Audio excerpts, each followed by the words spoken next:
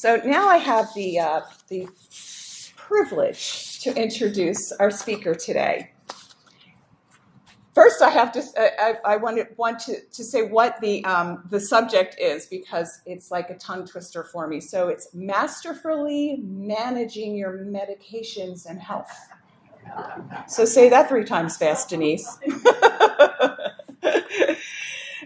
We are very excited because Denise is one of our own here in St. James. She is the owner and principal pharmacist at the Apothecary, which is located at the Marina. She and her husband, Bill, moved here from New Jersey 7 years ago, where they owned a large independent pharmacy which focused on hospice and senior care. And seeing a need for pharmacy services here in St. James, she and Bill wanted to provide, in her words, a wonderful service to our fabulous community. Denise holds a bachelor's degree in pharmacy from the University of Rhode Island and a master of pharmacy from Long Island University. She's a licensed pharmacist in New York, New Jersey, Florida, and North Carolina. She's a certified consultant pharmacist in New Jersey, is CPR certified, and is vaccinator certified. Denise also has real estate licenses in both New Jersey and North Carolina, and works here for St. James Properties as a broker. And Denise is a Nest volunteer, so she checks in on someone regularly for us. So please, let's welcome this very busy woman, Denise Hayes. Good to see everybody this afternoon. A lot of you I do know, and if I don't know you already, it'd be a good time to just meet everybody. So I cannot say masterfully. So today we're just gonna talk about some simple things that we can do to manage our medications and our health. Okay.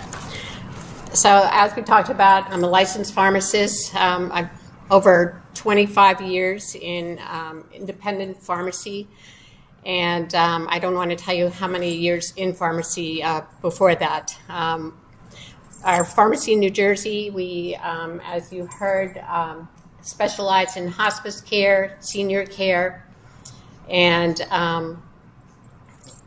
then when we moved down here, wanted to provide the same service. Took me probably about 5 years to convince St. James that to give me some space to do this. So we opened 1.5 years ago, the Apothecary at St. James, and if you have not stopped in, you definitely need to come visit. Before opening the pharmacy, I have taught a pharmacy technician course at the Brunswick Community College and volunteer pharmacist for New Hope Clinic. Okay, so moving on. So So this is our typical morning where we take our dog for a walk. In my case, I have 3 golden retrievers, so I cannot take them for a walk. Have our breakfast, and we take a handful of medication. And then we're on to our golf, our activities, tennis, work, whatever we're doing that day. And of course, living down here in St. James in this wonderful community, and my pharmacy looks out over this. Can't get any better than that, to have a waiting room outside for vaccines and so forth. But we just, that we're doing so many activities. We have friends coming to visit, relatives coming to visit, which is all great. But sometimes the lifestyle change, we can forget to take medications. Maybe we duplicate some of our medications because we're so busy trying to move on that day. And also, at our age, we are taking a lot more medication, so that also complicates our health.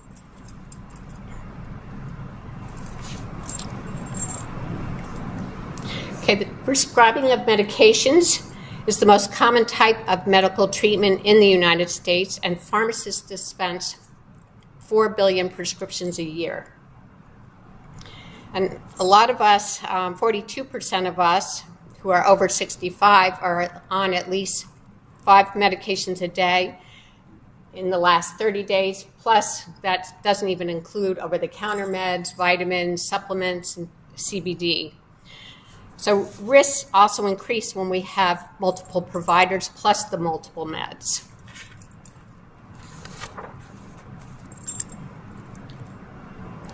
Okay, again, as we age, medication is absorbed differently, and sometimes we may need higher doses, lower doses. We could be more likely to forget and become non-adherent to taking our medication, and just a higher risk of drug interactions as our body processes medications at a slower rate. So also when we go to see doctors, we may forget to ask about the different interactions medications can have or different side effects. And if we're using multiple doctors, we may definitely forget to tell different doctors what we're on.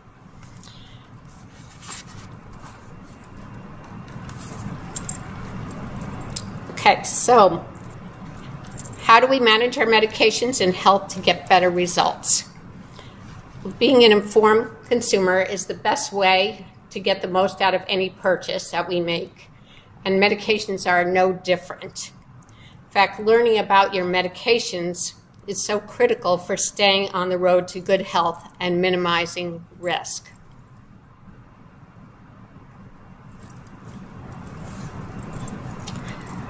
So again, the first thing that we want to do is we want to speak to our healthcare provider. And when you do that, what should you have with you? Okay, so we should go to the doctor with a list of questions. We should bring an advocate. And we should bring a list of our medications, which includes over-the-counter and supplements. So before you go, be prepared to go, especially when you're seeing a specialist.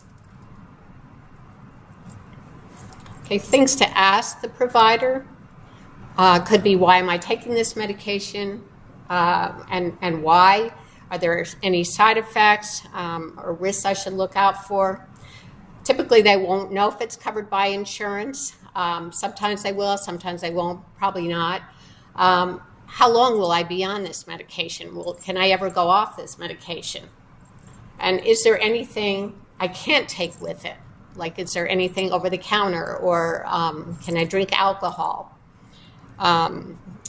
Also, if they prescribe a drug, is there an alternative if your insurance does not cover that drug? Is there something that might be cheaper to take if I have to pay for it and it's not covered by insurance?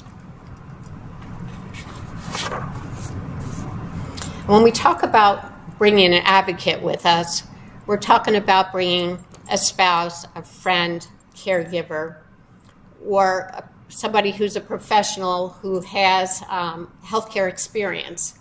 And it could be a nurse, or it could be just somebody that works in healthcare. But it's always good to bring somebody with you, because typically when we go to the doctor, we're so nervous that we may not be asking our questions that we need to ask. Especially when we see a specialist, have somebody with you.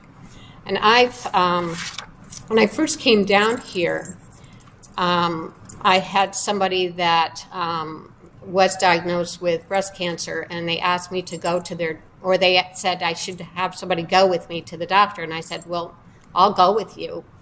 And just the different questions that I would ask, or somebody maybe who's a healthcare provider could help ask the questions, made such a difference. So again, advocates can always help in preparing for appointments, taking notes and asking different questions, understand the health conditions and treatment options, also just address healthcare insurance for you, and just navigating the healthcare system. And the third thing to do when you go to the doctor's office, bring your medication list, because they won't know all the drugs that you're on from different providers. And so just make sure you have a good list of how you take it, why are you taking it, who prescribed it, and so forth.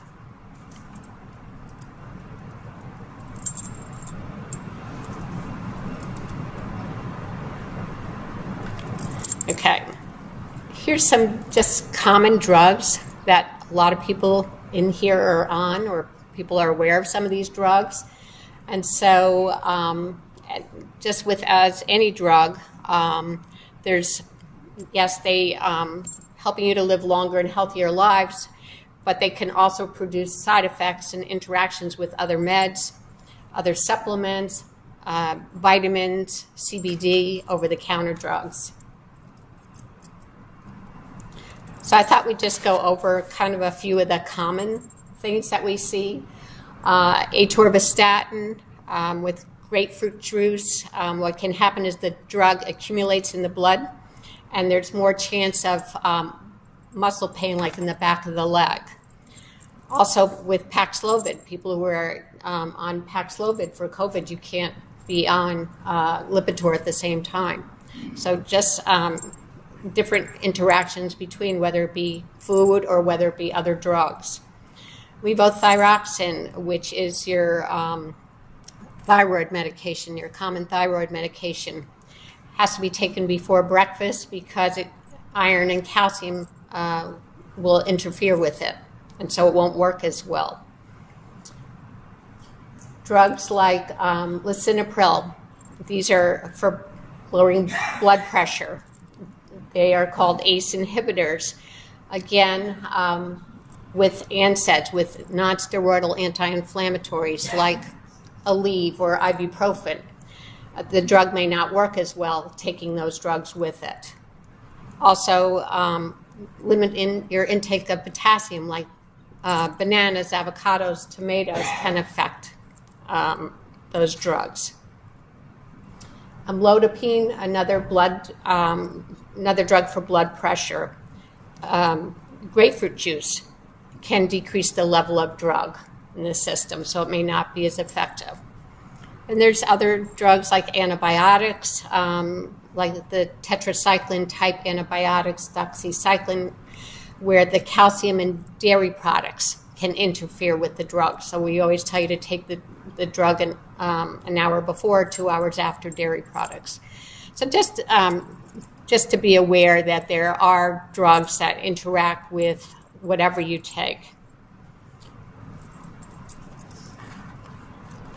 So I won't go through all of them, but just wanted to put that out there. Okay. So I'm looking at road signs here. As long as we're just on the road to good health. So let's look at and read the road signs. When you pick up a prescription, how many of you look at what the prescription label says have you ever walked out of a pharmacy and it doesn't have your name on it, it has somebody else's name on it? So just always check that it has your name, has the directions on how to take it, what the drug is, how many refills, when it expires. So just make sure you're looking at your prescription label. Caution statements like don't take this medication with dairy products or avoid alcohol or may make you drowsy. So just make sure you read the information. And it's always helpful to have your prescriptions filled in the same pharmacy, because then we know exactly what you're on and we run against all the other drugs that you're on. I know with mail order it's so hard now, but it's always helpful for us that we can see what you're on. And a lot of times I'll get somebody who will call me and say, I ran out of my medication, and what happened is they may not have read the label that they were supposed to take it once a day and they were taking it twice a day. So again, just make sure you're reading the label. Okay, brand versus generic drugs. Again, brand drugs are so costly. Most insurance companies won't pay for brand drugs. There are exceptions when there's drugs that do not have a generic, like Xarelto, Eliquis, the blood thinners now that are so high priced.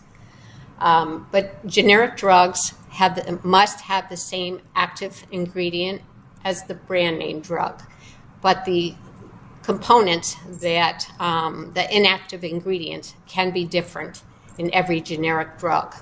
So that's where they can be different. The size of the tablet can be different. The color can be different. But just be aware that if you on a generic drug and then sometimes you get a different generic drug, just double check that you've got the right drug too, because they can all be different, okay?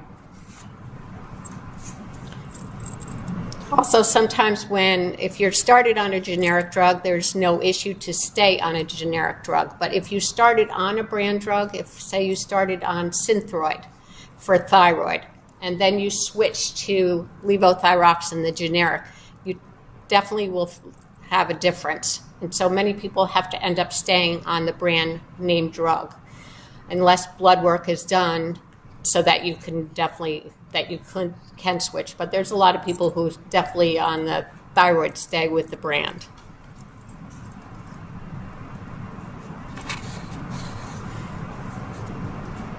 Okay, what's interesting now is that there are a lot of over-the-counter drugs now that have come out, and they have the same name, but they have different ingredients. So they're all called Maalox, but each one of these has something different ingredients in them. Yes, they all do the similar things, but each one is different.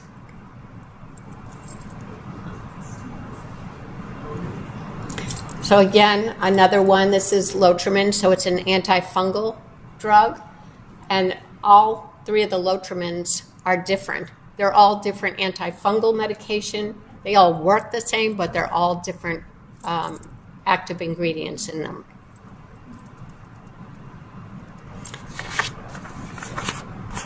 This one happens to be my favorite in that, and I'll just pass. I have samples here, not a sample, but just to pass these, I'll just have you. So, Salonpas, there's two different Salonpasses. One has just plain lidocaine in it, and it's just numbing. The other one has aspirin, which is methyl salicylate, and menthol. So very different. And what's interesting, the doctor that on TV that markets this drug on TV is somebody that I worked with. He was a pain management specialist, and we used to do all his compounding for him. He would call me up and say, I have a patient that has this issue. Can you make something for them? And so that's why when I see him on TV, it's just kind of funny to see him marketing this drug.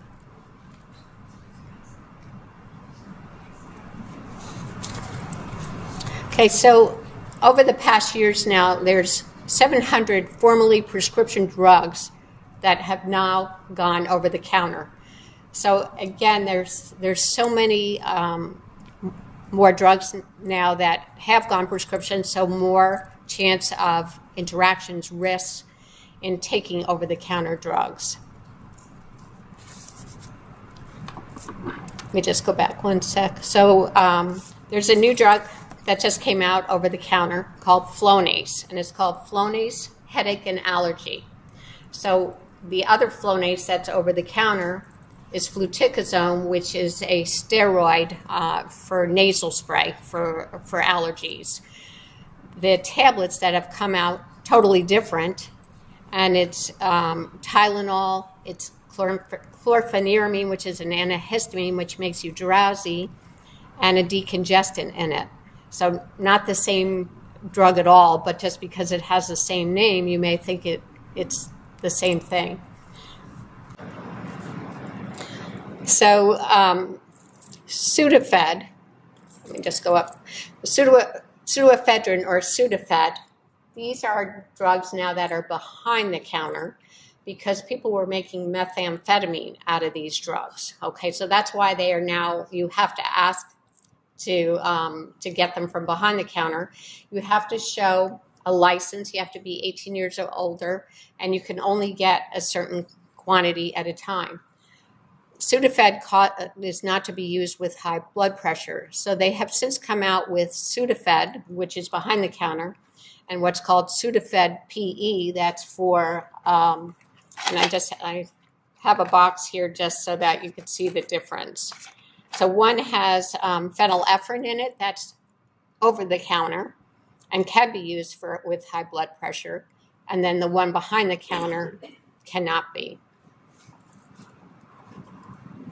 So now anything that has a D in it, which is Sudafed or pseudoephedrine, is behind the counter. So that would be all your allergy medication like Zyrtec D, Aleve D, which has naproxen, an anti-inflammatory, and Sudafed.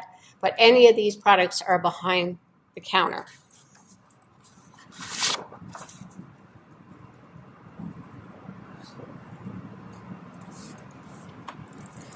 Okay, so now we're moving on from the over-the-counter drugs to supplements like vitamins, herbal products, botanicals, minerals, enzymes. And again, anything that's in a supplement is not regulated by the FDA. The higher quality drugs will have a third party test them, but just to know that any of these products are not typically regulated.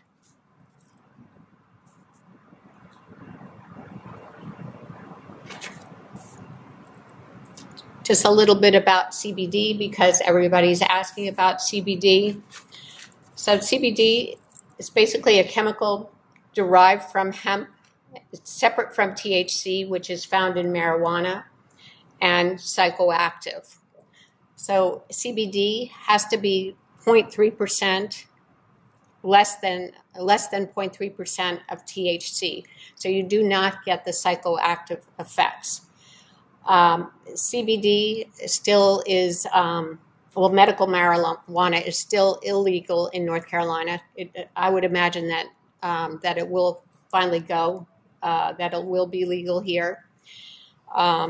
So again, CBD comes in all forms. It can be creams, roll-ons, liquid, gummies, even for dogs. So CBD can help with sleep, anxiety, pain, inflammation, and seizures. Side effects of CBD could be dry mouth, drowsiness, and it can lower blood pressure. Interactions with CBD include that it can interact with blood thinners and antidepressants. So again, you want to talk to somebody who knows what medications you're on, so that we could look at whether you can take CBD or not. And I guess what amazes me is how you can buy CBD in like nail salons, gas stations, whatever. But you want to buy it from somebody who honestly can talk to you about what you're on, what you're taking, and even compare the different, just the dosage for you. Because every company recommends different dosages. Also, like I had somebody come in who bought what was called Delta 8 on Oak Island, in a store in Oak Island. And they were telling me how they were getting all these psychoactive effects. They were having hallucinations. So Delta 8 is derived from the hemp plant, but it does have the psychoactive effects. So again, just when you're looking at using CBD, talk to somebody who's knowledgeable and knows what other medications that you might be on. Okay, so again, medication errors occur from over-the-counter drugs, supplements, CBD with prescription drugs. So just be very careful that when you're to ask for help when you're selecting even an over-the-counter drug. And so things like ibuprofen and Aleve that you're purchasing over the counter definitely have effects with different prescription drugs, like your blood thinners, Eliquis, warfarin, Xarelto, also with high blood pressure medication. And if you're on prescription anti-inflammatories, you really can't take the over-the-counter with them because it can increase the bleeding. It can increase bleeding. So just again, just be cautious when you're picking up over-the-counters and supplements. Even what's called St. John's wort, it's a supplement they use for depression that can interfere with blood thinners. And turmeric, another supplement. It's great for joint, body, and cognitive health, but it can interfere with blood thinners. So just make sure you're asking for help on some of these. And this is just a list of if somebody's on prednisone and they're taking Advil or Aleve, it can increase bleeding stomach ulcers. Xarelto or Eliquis, really can't take aspirin. Baby aspirin's okay, but not aspirin. And like St. John's wort that we just talked about can cause bleeding side effects. And different high blood pressure medication with Aleve or naproxen can lower the effect of the blood pressure medication. And as we talked about, CBD definitely interacts with some medications.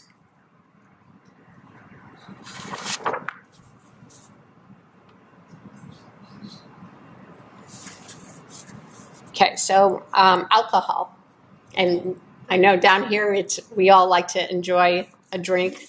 When I first came down here, I was like, oh my God, it's like every night. But just prescription medications and alcohol are processed through the same pathway, and so some drugs can be dangerous when taken with alcohol. There is actually one drug called metronidazole or Flagyl that's an antibacterial that can cause violent headaches with alcohol. And so we'll always counsel people on you can't have alcohol in your mouthwash. You can't take take alcohol for 24 or 48 hours after. So just again, with some drugs, alcohol can be an issue. And so alcohol, we know it's a depressant. It can suppress the heart rate and respirations. And it's almost like if we talk about antidepressants, if we're taking antidepressants, you're taking antidepressants and then you're also, so that you're not. It's almost like an adverse kind of thing if you're taking alcohol. So again, just with antidepressants, to stay away from drinking alcohol or limit the alcohol.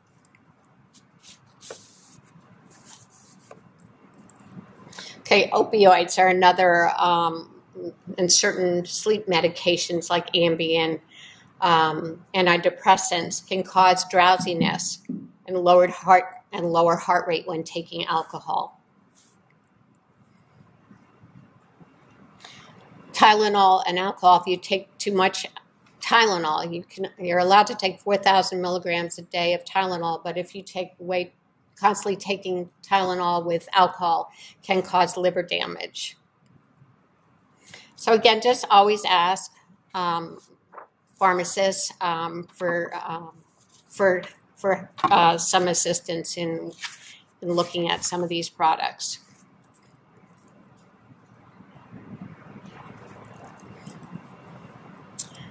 So again, just don't be afraid to ask questions.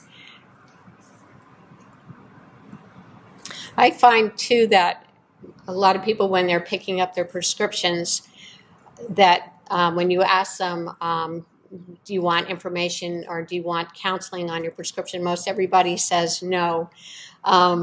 So again, just make sure you ask. On a new prescription, I'm always explaining how to take a new prescription, whether to take it with food or does it cause drowsiness. But I would just tell you, ask questions. Okay, so like, what is the best time of day to take a medication? Can I crush that tablet or split that medication? Because some things can't be crushed or split. Should I take it with food or without food? What side effects may occur? And what happens if I forget to take a dose?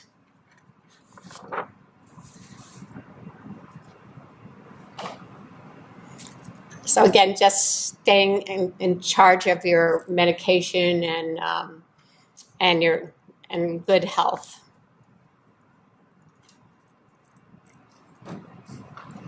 Okay, so just like a GPS helps you to reach your destination, an updated medication list is an important tool to help you guide you to safe medication use and keep you on that road to good health. So always keep a complete record of your prescription and non-prescriptions and carry it with you. Have it, whether it be in your wallet or wherever, but have it with you. And then in the back, I also left with the St. James Fire Department, they have the Vial of Life that they always give out. I left a few here that when, if they were ever to come into your house, they're always going in the refrigerator to look and see if somebody can't give them that list of medications. They're looking in there to see if you've left that vial in there with a list of medications. So I have a few in the back, and if you need more, to just stop at the ambulance building. Okay, so just again, when used properly, medications help us to live longer, healthier lives. But just to be aware that sometimes we can have some difficulties, like maybe we started a new drug, maybe we took an over-the-counter drug, and we can't figure out why something's changed, why we're feeling the way that we're feeling. So anything that we intake, that we ingest, has the potential to affect the therapy.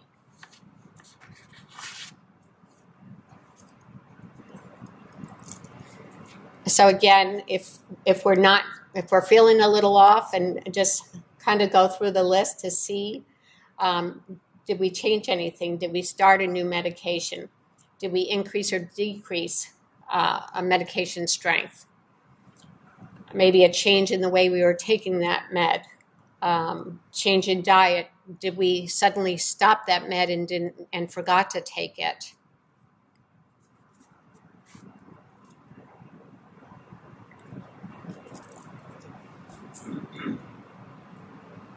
So usually abruptly stopping something is good, but sometimes let me just go back. Oh, sorry. My little thing about how abrupt stops are good, but sometimes they're with medications, they may not always work. So if we abruptly stop some medications, it can trigger serious problems. If we've been on that drug for a longer period of time and then we abruptly stopped it. And so that's why you see a lot of people who are on opioids who become addicted to opioids because they've been on them for a few weeks after surgery or in whatever case. And now it's very hard for them to get off those drugs because it's almost like a vicious cycle. Once they stop them, they're kind of going through a withdrawal. And so they go right back on those drugs because they feel better.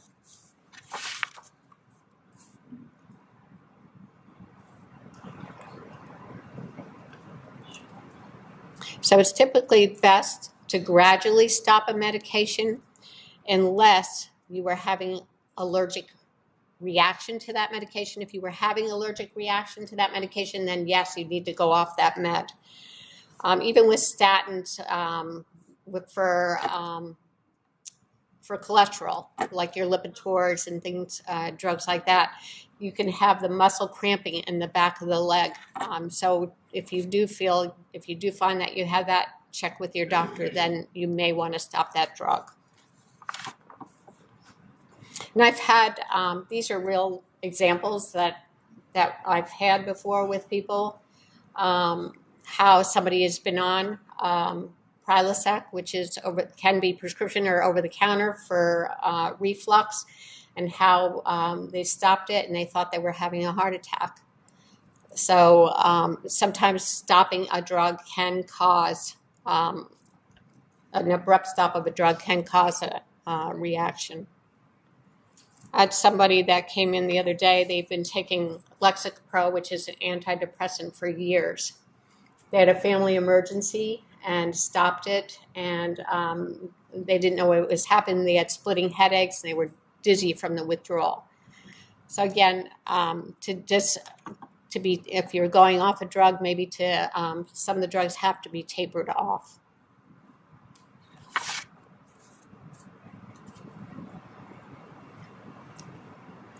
Okay, so more things that we can do. Adhering. Adherence is very important. Taking medications exactly as prescribed and continuing to do so. Not missing doses. And even if you miss a dose, call the pharmacy and ask them, what do I do if I miss a dose? And typically, if there's a lot of drugs that if you missed a dose, you could go ahead and take it that day. Some drugs, definitely you don't want to and wait till the next day, but you can always call and ask.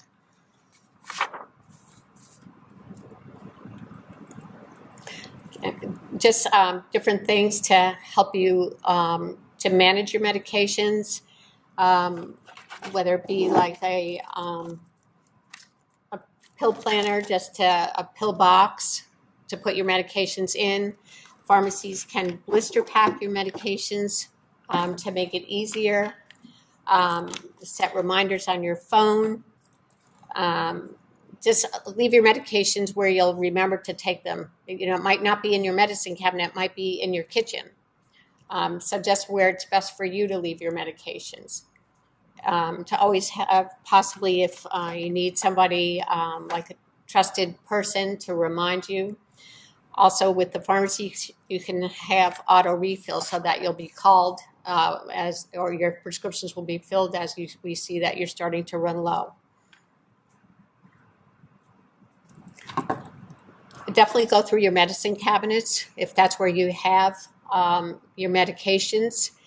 A lot of times we've got old medications in there. We've got maybe 2 bottles of something. So maybe instead of that, you might be taking one of each of them when you're instead of just the one bottle because you had extra in there. So just go through, look at expired drugs, things that you're not taking. and look at disposing them. So here, to dispose of med, Dozier has twice a year, April and October, they do disposal day. Also, the police station in Boiling Spring Lakes has a disposal. And then also the Brunswick County Government Office has a place to dispose of medications.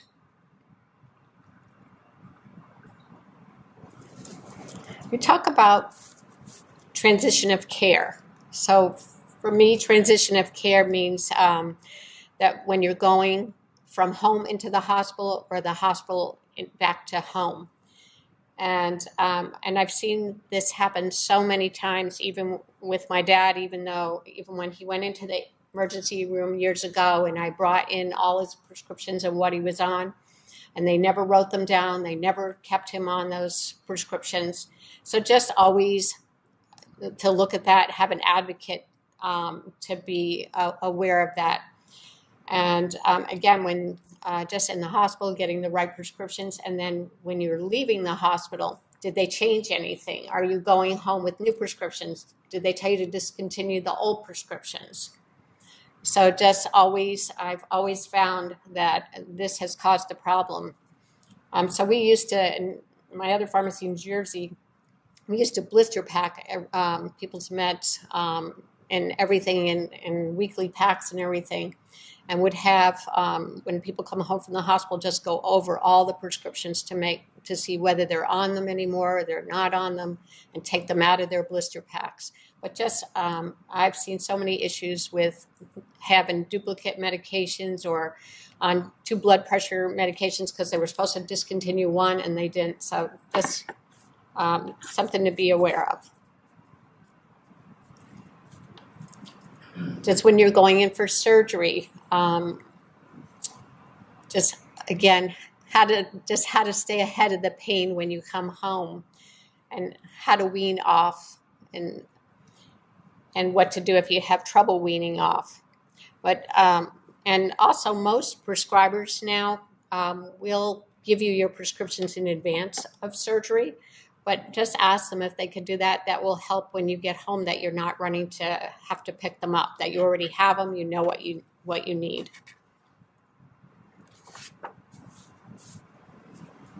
Okay, just a little bit about opioids, because just we hear so many deaths. So this is definitely a constant battle.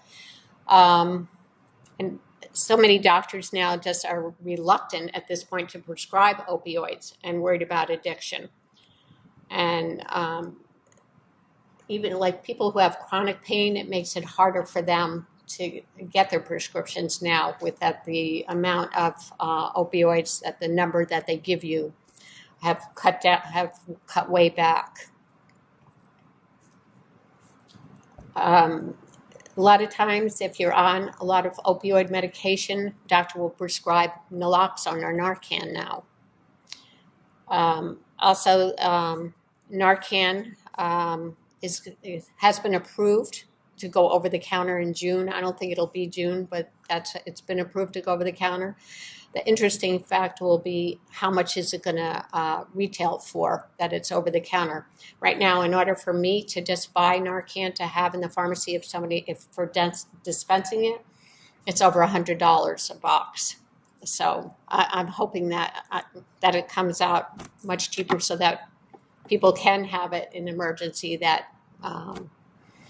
and even the EMTs have asked if, that they'd like to have something in their, if they're out someplace, wherever, what would it cost for them to buy it? And it just doesn't make sense right now to have it.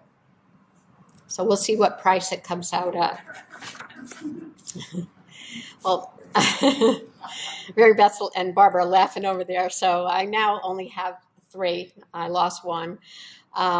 But ask your doctor if there's other options, non-drug options, before prescribing medications.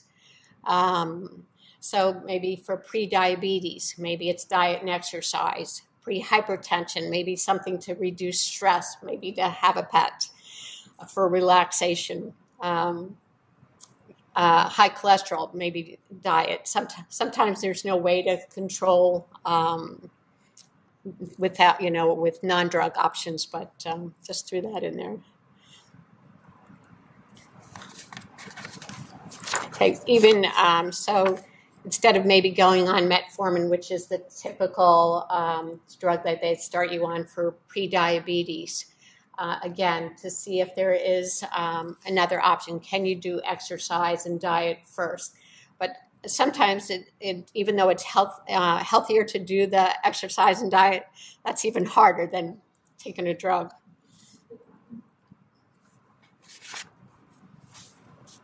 Okay, vaccinations. And again, with COVID and talking about all the different vaccines and stuff. We all give pneumonia vaccine, shingles, flu, COVID. Remains to be seen what's going to happen with flu and COVID. Are they ever going to combine it? I don't know how they could, because when they do flu, they do it so far in advance. But right now with COVID, they just came out with the bivalent one that people received, the Omicron bivalent that we received in September, October. You now can get a second dose of that, and it has to be 4 months from the last dose. And if you're 65 and older or immunocompromised. So it is the same bivalent drug, but it can be given again.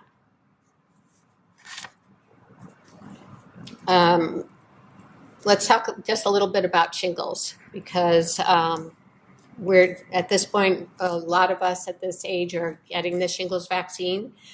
It's a painful rash that can be caused by the reactivation of the chickenpox virus and can develop anywhere on the body and can lead to complications, even blindness.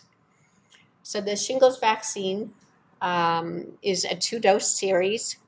It's 97% effective, and it is given the first dose and then the second dose 2 to 6 months later.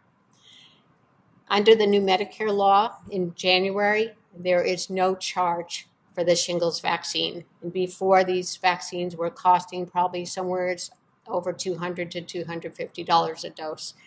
So there is no copay now. And I don't know how many people in here know of somebody who had shingles or has had it themselves, and all the different places that shingles can affect us.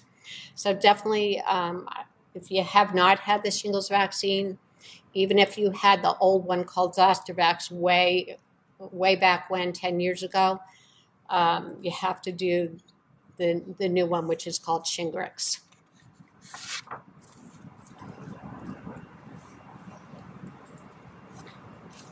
Okay, let's just talk a little bit about paying for your medications.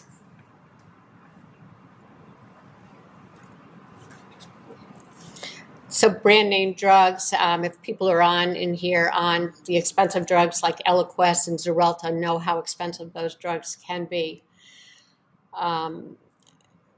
Also, some of those Xarelto and Eliquis, New Hanover has, people are able to get them through New Hanover at a much cheaper price. So that might be something if New Hanover doctor put you on that to find out about that. Discount cards, GoodRx is one of the discount cards. The independent pharmacies don't take GoodRx because we don't need to take GoodRx. GoodRx sells your data. That's how they make their money. So independent pharmacies, we can look at what the cost is of the drug, what it cost us, and we can price it accordingly. We can also look at what GoodRx is going to charge. And we can sometimes we'll be better than GoodRx, we could be the same. So definitely something to look at. the biggest thing is to reevaluate your Part D insurance every year.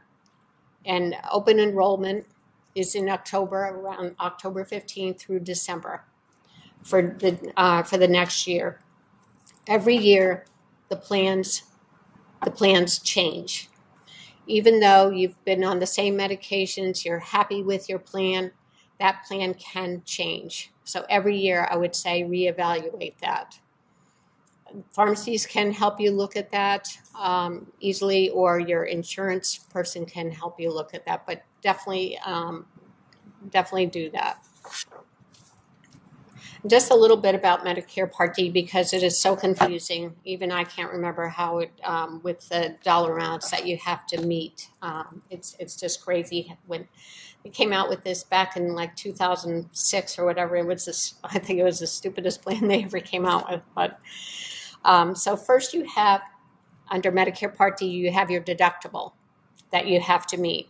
And that's the amount of pocket payment you must make before insurance will start to cover.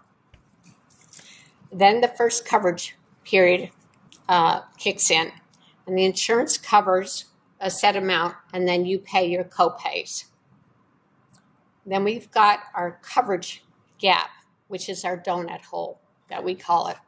So after you and your insurance pay $4,660, you have to pay 25% of your drug cost out of pocket until you've paid out $7,400 total between your insurance and what you pay.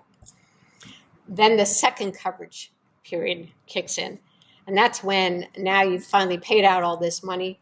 Now you're only paying 5% of the cost of the prescription drugs. So hopefully most of you never make it into the donut hole, but with our expensive drugs with the blood thinners, it's easy to fall into this coverage gap. Okay, just a little bit about the different types of pharmacies. Okay, so choosing a pharmacy and the difference in the pharmacies. Independent pharmacies that you know who you're talking to, personalized service. In my case, everybody has my card with their with my cell phone on the back if you need anything. Chain pharmacies. At this point, my technician came from Walgreens, and so I've kind of got a little insight on to how the chains work, and that it's all about the volume of prescriptions that they're filling. And so from what I understand, try to talk to a pharmacist there. I don't think it's easy to do that, or try to call, even us transferring prescriptions from the chain. It is not easy to get somebody on the phone. And then mail order pharmacies. At this point, that a lot of people are forced to mail order, or just the prices are so different, or you can get a 90-day supply. So I understand sometimes it is hard not to mail order, but sometimes you'll find that generic drugs can be just as cheap getting them locally versus mail order. And then also with the independent pharmacies that we look at, if your prescription plan is charging you a copay that is ridiculous, that is so high, we can take it off the insurance and charge you a cash price off your insurance. Sometimes it makes so much difference. It's amazing. So just to have always, if on a generic drug, definitely on a generic drug, to look at that. Okay, so just consumer reports. The pharmacist knows me by name. 53% independent pharmacies, chain 14%. Pharmacist went out of my way to fill my prescription quickly. Again, just the difference in working with independents versus chain.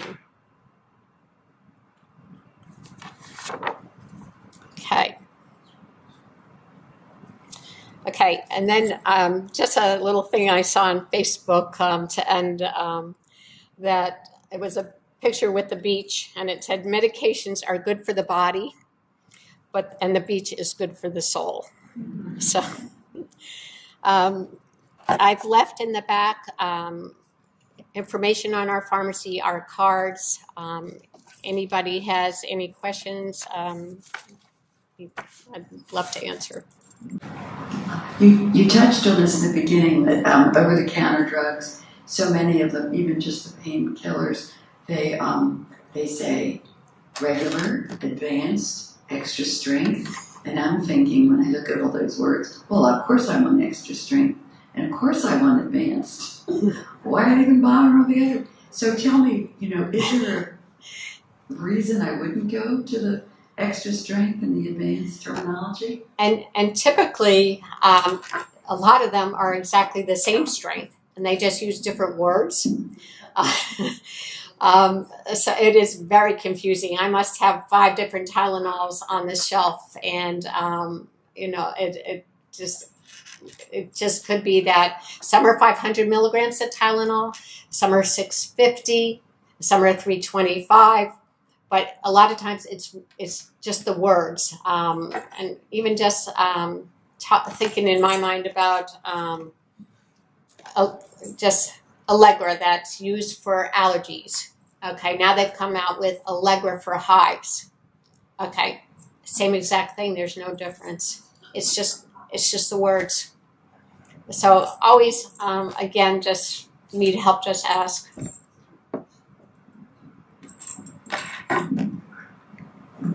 A question about pharmacists providing a service where they would package all of your drugs for a period of time ahead. How does that work? So there's different types of packaging. Okay, like for instance, I know like Amazon has they come in little cellophane packs. We again eventually will be a bigger pharmacy and can package all medications like that. But right now we're using blister packs where we can put all your medications in a package and label it with what's in the package.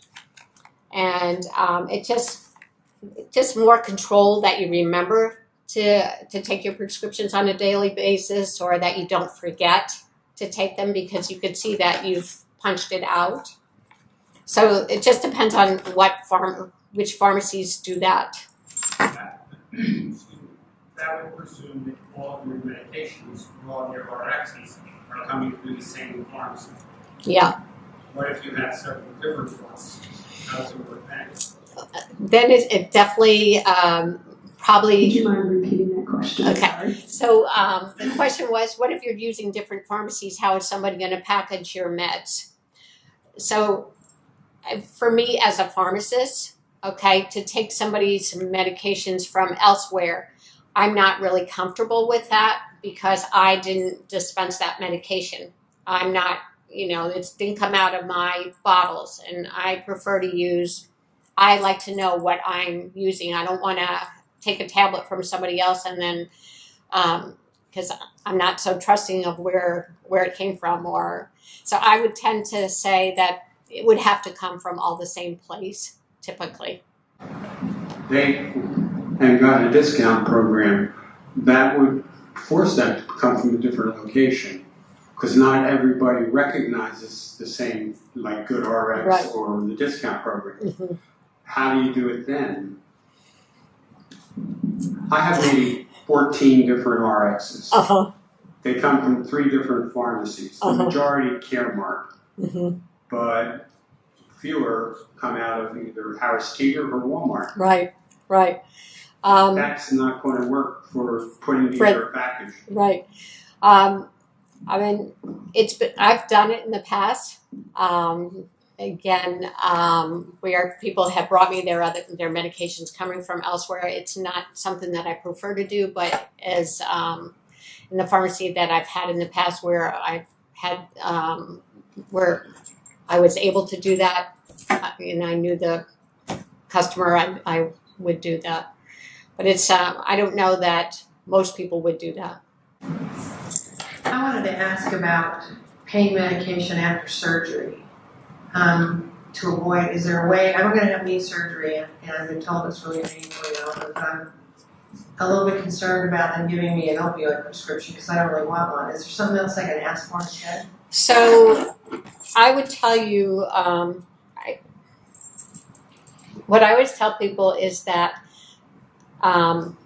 yes, they will prescribe an opioid, okay, because that level of pain, you may need that when you first come home for the first couple days, or even after that block wears off, you might need it. If you don't need it, don't use it. But if you come home and you need it, you don't want to be in such pain that now that you can't get out of that, that you can't get out of it. So my advice kind of always has been to, they give you a small quantity. If you don't need it, fine. If you do, you have it. So you don't want to wake up in the middle of the night and be desperate. So things like tramadol, they're still opioids, but they're maybe not like your Percocets and your hydrocodones might be a little less. Maybe that might be something. They all now prescribe very few amounts of opioids, a lot of Tylenol they're using, a lot of things for nerve pain too. So a lot of different kinds of things that just to prescribe less quantities of opioids. Okay, so if I just take a minimal amount, I'm not going to become addicted to opiates. No. And just because they're only prescribing a small quantity at this point, and then if you need more, they have to write another prescription. But I'm certainly having to go in and have knee surgery and not to have something if you need it. That would be more my concern.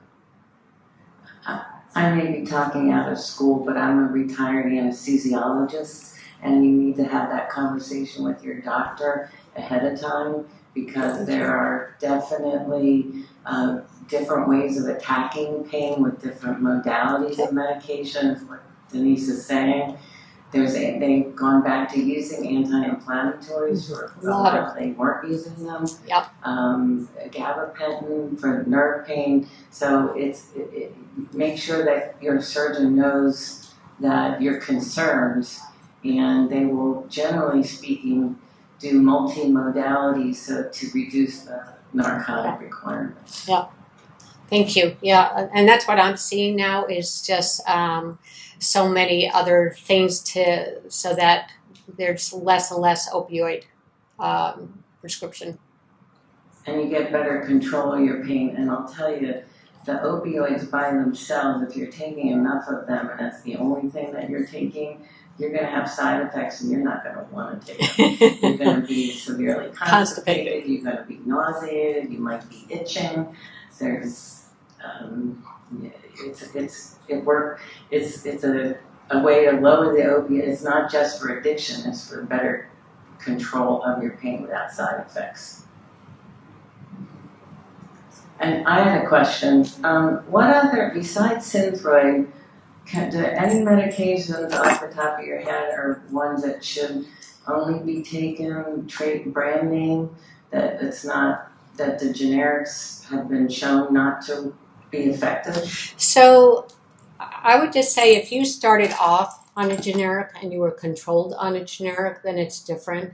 If you start on a brand and then switching, then that's a different story. Even some of the antidepressants, if you start on brand name drugs and then switch, you might feel different. But I think today we use so much generics. And so it's more on the person's the way they metabolize the drug and what their system is used to. Yeah. My question involves renewals. Sometimes we start off very healthy, and then as we age, we need more and more medications. The issue is a lot of times then you're renewing your medicines, like say you have 6 or 7 or 5 or 4. All of a sudden then you have to renew one for 90 days in January, one in mid-February, one the beginning of March, and it's is there any give with insurance companies so you could basically say on December 25th you're going to get 90 days worth because you're kind of like, and then it kind of goes every 90 days from there, all 5 or 6 of them.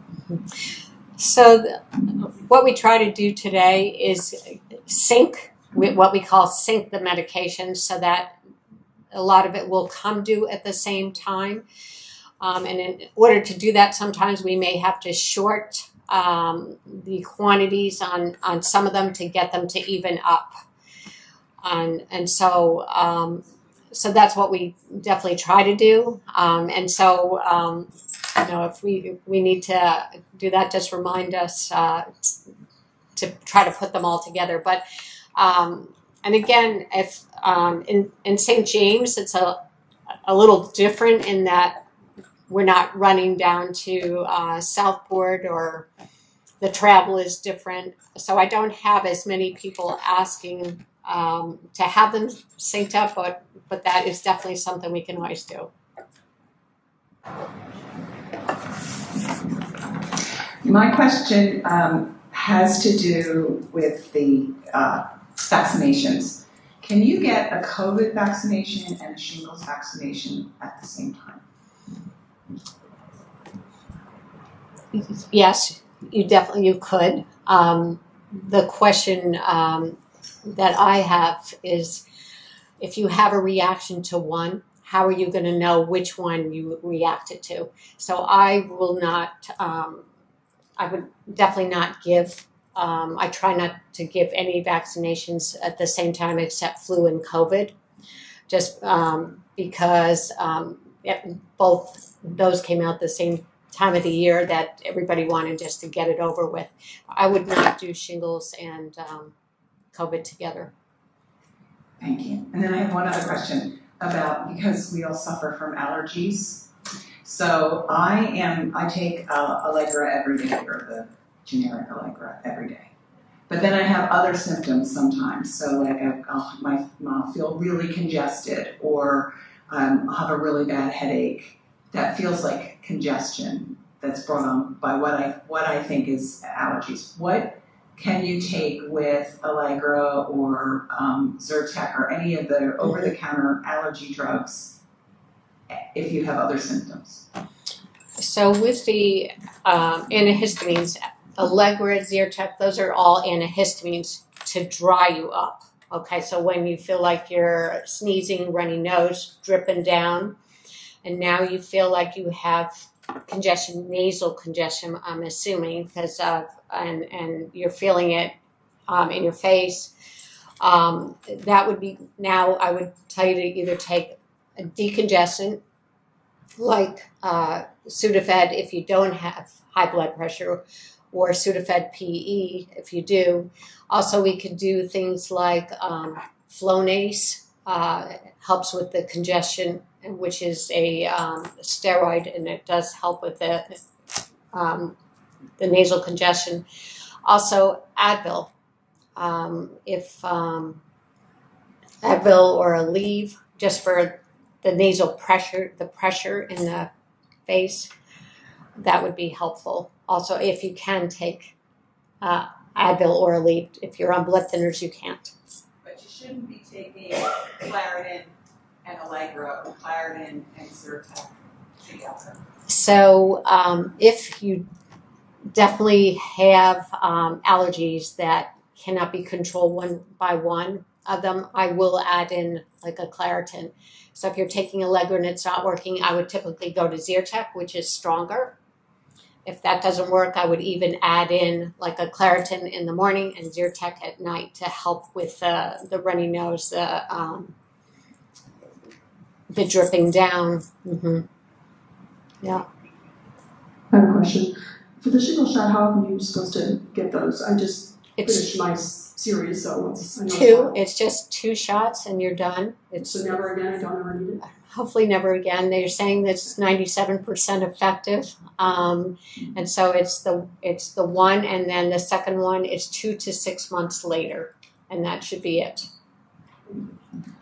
While we're on this about vaccinations. If you had COVID, how long after should you get if you're immune compromised, should you get the booster?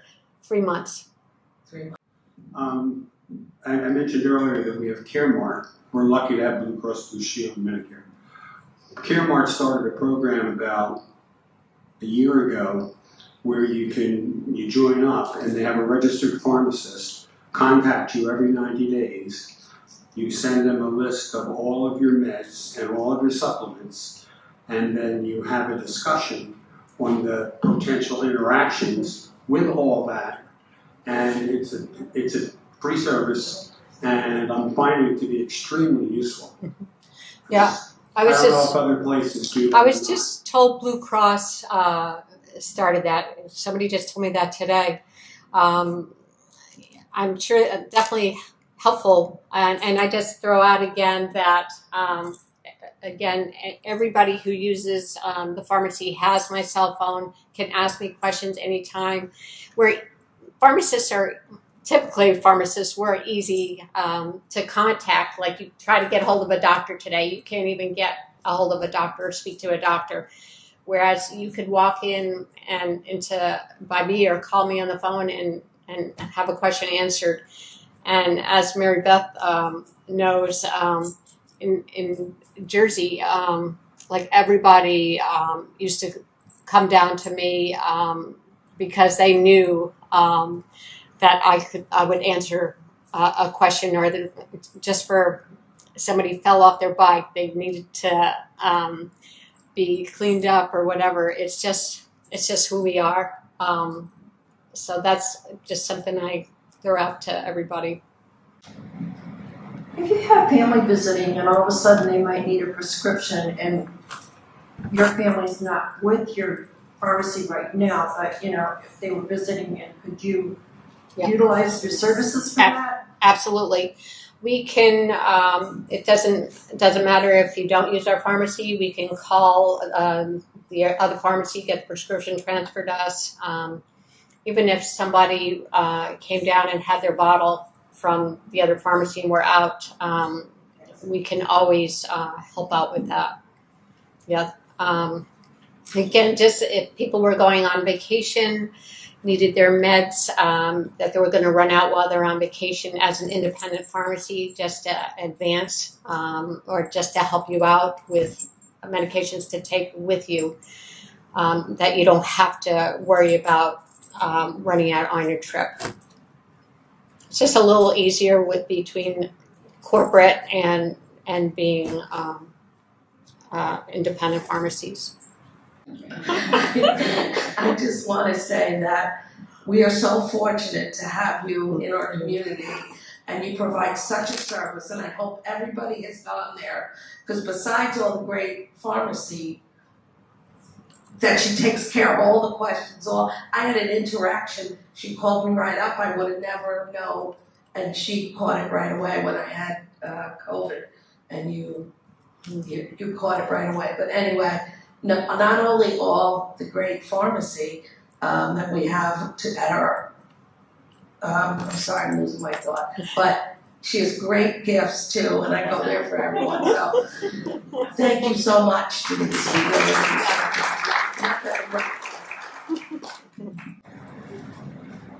All right, thank you so much, Denise. Let's give her a huge hand.